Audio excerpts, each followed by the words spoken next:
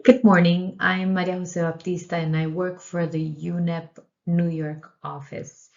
And I'm pleased to provide an update on what we are working on here in the UN when it comes to critical energy transition minerals, specifically an initiative launched by the Secretary General to harness these minerals for sustainable development as part of the work of the working group on transforming the extractive industries for sustainable development, co-chaired by UNEP, UNDP, and the Regional Economic Commissions. This initiative was launched last year with the idea to not only accelerate this just energy transition that we've been talking about, but also at the same time build trust, reliability, resilience, benefit sharing in those critical mineral value chains, and at the same time take this opportunity to transform existing supply chains and harness opportunities for developing countries, landlocked developing countries and least developed countries to really develop productive capacities to negotiate, to invest, to position themselves better in trade, and to create regulatory capacities for long-term sustainable development. We are working with a number of partners, not only across the UN, but also other entities like the World Bank, IGF, IRENA, IEA, others that are involved in this space. We're working with the private sector, we're working with civil society groups. And the idea is to have to galvanize action that is focused and that could support these developing countries in making the best out of the expected surge in demand. Now, we have already worked on a knowledge hub that was launched that last year, a toolkit on critical energy transition minerals with material from across the house.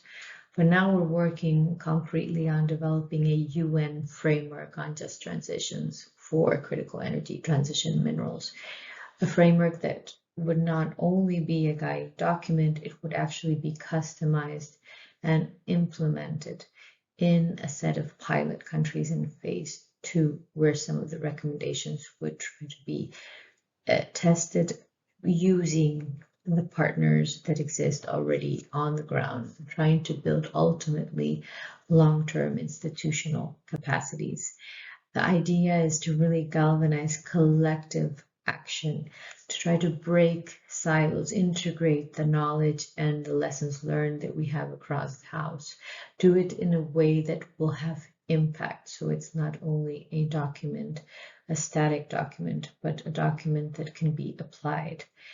Of course, building on the years of experience and knowledge, not only in the specific space of critical minerals, but in minerals in general that might be applicable to this space, trying to bring together consumers and producers in a very fragmented space and harmonizing the most effective approaches.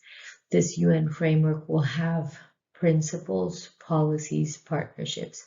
The principles is an overarching element, and it's global, common, voluntary principles that will be agreed by a group that the Secretary General will be putting together. Actually, the official launch will be happening this Friday.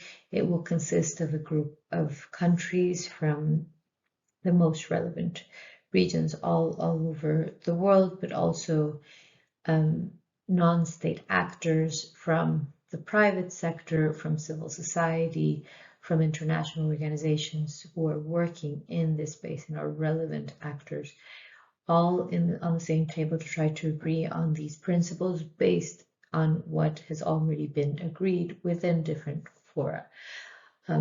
The idea is to have these principles ready, or at least the Secretary General expects them to be ready by September, if possible.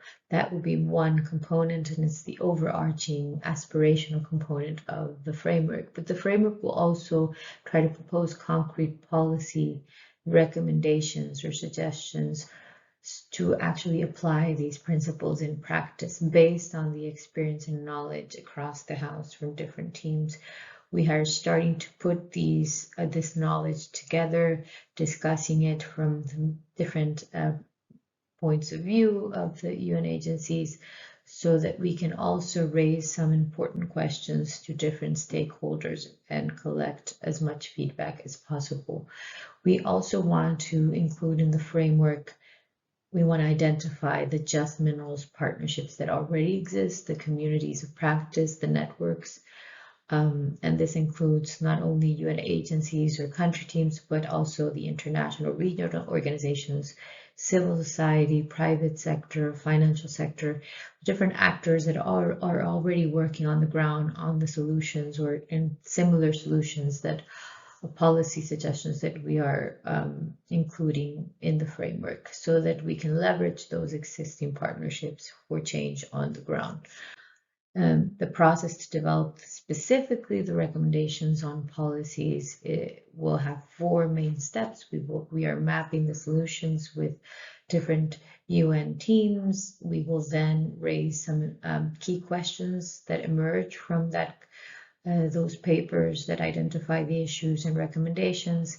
And we will raise questions to different groups of stakeholders, from member states, experts, and civil society, and all of that feedback, along with the principles, which hopefully will be agreed by September by the Secretary General's panel.